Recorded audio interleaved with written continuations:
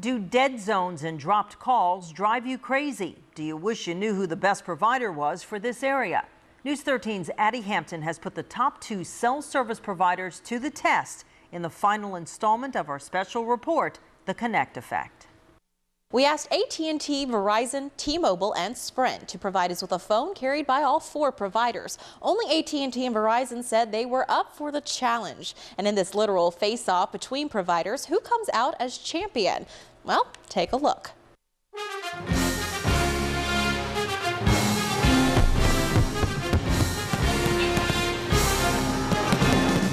Like any good competition, there's the battle for bragging rights. And in this heavyweight matchup between cell providers AT&T and Verizon, they're each packing a punch.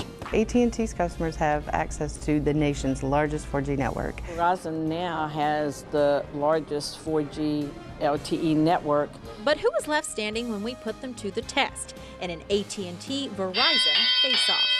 With the increasingly popular Samsung Galaxy S3 as our test subject, we're using the mobile performance app Root Metrics, measuring bar strength, upload speeds, and download speeds. I'm excited to see the results. I think we'll knock them down. We asked you to help us out via Facebook to find the worst spots for coverage in the Panhandle. The response was overwhelming. With AT&T and Verizon at Caroline Beach, drop calls are the norm. Can't make or receive any calls around the airport. Your call will drop on top of the Hathaway Bridge every time. With this new info in tow,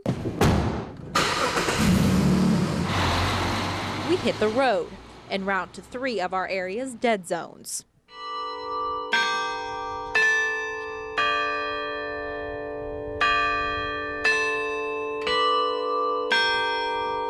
We're starting in Caroline Beach. It's a known trouble spot on the west end of Bay County as you're moving into Walton County. Residents say service from our top 2 providers is so bad here that if they ever had to call 911, they're afraid they wouldn't get a signal. The area is slated for a new cell tower next year, but in the meantime, Caroline Beach gives our phones an appropriate stress test. Yet it's Verizon who shows its strength with 3 bars and significantly faster upload and download speeds, a comparison to AT&T's 1 bar and failed upload speed test. Round 1 goes to Verizon. Let's move on. If you're a Bay County driver, chances are you're driving over the Hathaway Bridge just about every day. And chances are you're probably using your cell phone while doing it. It's one of the reasons why you wrote us and told us that your reception can drop when you're driving over the top. And so it's a claim that we're putting to the test. Root Metric lays out a different set of numbers here. AT&T is victorious with 5 bars and faster download speeds. Not to be outdone, Verizon has a faster upload speed. Still, round 2 goes to AT&T. You might say things are looking up.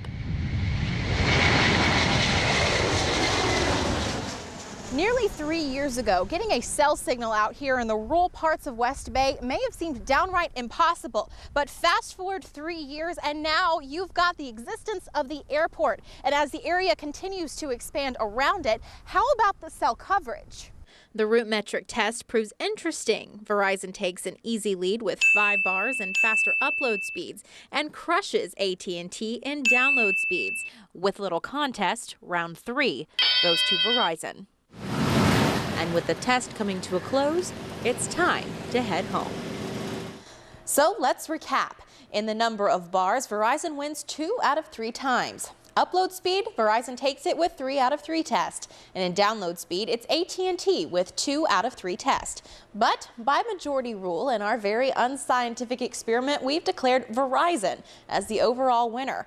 And with that, this concludes our special report. We hope you've enjoyed learning a little bit more about how cell phones have defined our lives. It would seem the sky is the limit for what they will create next, and it seems our culture will be along for the ride. And that is the Connect Effect.